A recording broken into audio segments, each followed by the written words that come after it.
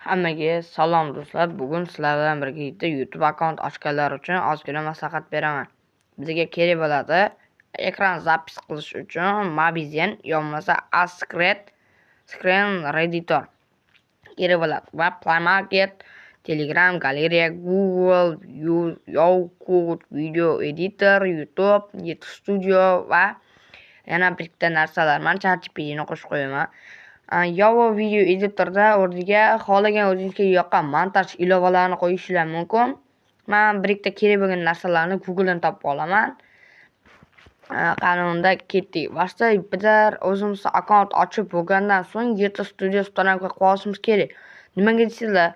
Masalan, YouTube Studioga kirgan paytimizda, YouTube'ga kirgan paytimizda videolar chiqib, ishlatishimizga sal pal bo'lsa ham xalaqit beradi. YouTube Studioda unaqa emas. Hozir kirib ko'rsataman. Boshqa YouTube'ga kirib ko'rsataman. Masalan, YouTube'ga kirdik mana. Kiryapmiz. Mana shunaqa o'sha videolar chiqib ketdi borib akkauntimizda. Agarda biz unaqa masalan YouTube Studio ustanavka qilib kirsak, YouTube Studioga kirsak, hozir ko'rsataman. Internet bo'lmayapti. Asosiy content analizm hajmi va monetizm bobida qotyapti bu. Asosiy yo'tal. Mana hech qanaqa videolar yo'q. Videolar bor, lekin bizlar o'zimizning qo'ygan videolarimiz hisoblanadi bular, o'zimizning videolarimiz. Mana kanal statistikasi shunday va kontentlarni bossak, o'zimizning qo'ygan kontentlarimiz, shunaqa narsalarni qo'yib beradi. Mana analizim bu o'zimizning akkauntimizni qancha tomosha qilyapti, tomosha vaqti, soat, obunachilar, xullas shunaqa narsalarni ko'rsatib turadi. Shorts ming, video 1, qaytayotgan nimalar, 28 kun ichida, 365 kun ichida o'zingizlar xohlagancha qo'yib olsa, auditoriya. Xullas bular vobshe ko'p, o'zingizlar ko'rib olaverasizlar. Trendlar, nimalar o'zingiz xohlaverasizlar. Masalan, siz kontent chiqarishni bilmayapsiz, to'g'rimi? Bilmayapsiz. Shuni bilishingiz kerak, to'g'rimi? Buni qanaqa bilsa bo'ladi? Mana. Umumiy o'zingiz trendlarni bosasiz, yo'rtib olasiz.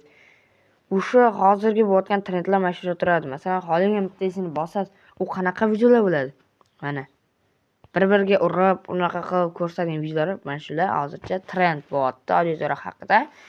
Yoga stretch mana shunaqa yoga harakatlar qilib, shunaqa qilsanglar, bu ham nima bo'lyapti? Virtual reality.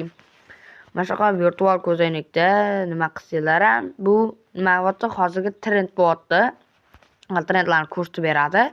Bu meni akkauntim 11 ta jam podpисчик massiv nomingiz ostida turadi. Tomoshalar o'zi hammasini jamlagan, qo'shilgan holatda ko'rsatadi.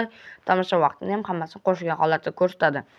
Birinchi qo'ygan 10 ta video sizlar uchun bu boshlang'ich o'rgatish bo'ladi. 10 ta videodan keyin o'sha sizlar buni montaj qilib, hammasini qilib olishingiz mumkin. Hammasini o'zingizlar bilasiz, like qayerdan ko'radi, nima qayerdan ko'radi, hammasini bilib o'sha nima qilib bilib olasizlar, shunaqa bo'lib ketasizlar, professional deydi. O'shaqa bo'lib ketasizlar deb 10 ta videodan keyin o'zingizcha kuchaygan, o'sha boshqacha his ko'rasiz, shunaqa bo'ladi. Keyingi videoni like-ini ili bo'lmasa sizga YouTube akkaunti, ya'ni YouTube yuborgan narsalarni qayerda ko'rsa bo'ladi. Bularni hozir ko'rsatib o'taman. Men bu videomda qancha like, qancha odam ko'rganini ko'rmoqchiman. Mana Dantifuni 4 dona hech qo'yma, 3 dona yoki bo'lsa 3 donadan ko'p hech qo'yishinglar shart. 10/2025-yil chop etilgan, ko'rsatib turadi. Ochiqligi hammaga ochiq, hamma ko'raveradi. Shorts o'tirayotganda mana shu chiqib qolsa ko'raveradi. Xullas shunaqa. Cheklov, hech qanaqa cheklov yo'q, sifati normal sida. Analitizm joylangandan beri, ya'ni bu 10/iyun/2025-yildan beri nima qolgan bo'lsa, hozir 14-iyun chiqqaniga 4 kun bo'ldi. Tomoshalar 1.6 ming tomosha. Ya'ni bu 1600 degan ma'noni anglatadi. Tomosha vaqti 1.19 soat, ya'ni vaqt. Like esa hozir bu yerdan ko'rinmaydi. Mana shunaqa holatda ko'raverasizlar. Pastda 2 ta like ko'rganman. O'sha 2 ta like. Keyin sizlarga qayerdan yoradi? Mana shu qo'ng'iroqchani bossanglar, mana sizga yuborib qo'ygan bildirishnomalar. Masalan, birovning akkauntidan video o'g'irlab qo'ysanglar, u odam ko'rib qo'ysa, sizga mana shunaqa ustingizdan shikoyat tashlashi ham mumkin. Shunaqa birovning videosini o'g'irlab qo'ymanglar, shuning uchun shikoyat kelishi mumkin.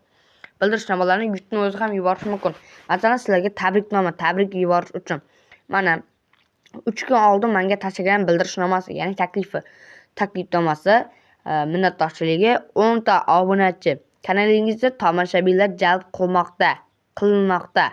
Ya'ni 10 ta obunachidan ko'p 10 ta obunachi bo'lgani uchun shunaqa narsa yuborib qo'yibdi.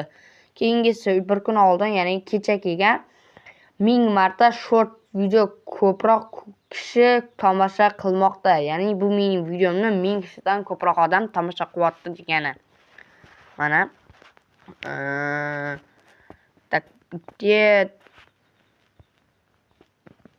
Actually 4 video qo'yganman, 6 ta shorts qo'yganman. Sizlarga beradigan nima deydi? Maslahatlarim shulardan iborat. Yana ko'proq videolar chiqadi. Sizlar uchun yangi ochgan akkauntlar uchun yordam beraman. Birgalikda ko'taraveramiz. Menga sen o'zing podpishkang ham kam-ku nima qilmasdan, ko'rib bilib olaversa, kuchayaverasizlar. Agarda sizlar YouTube akkauntingizga nakrut ko'rmoqchi bo'lsangiz, nakrut ko'rsangiz, akkauntingizga YouTube orqali ban ketib qolishi mumkin. Shuning uchun unaqa narsa qilmanglar. Xayr do'stlar, menga obuna bo'lib qo'yinglar va like bosib qo'yishni unutmanglar.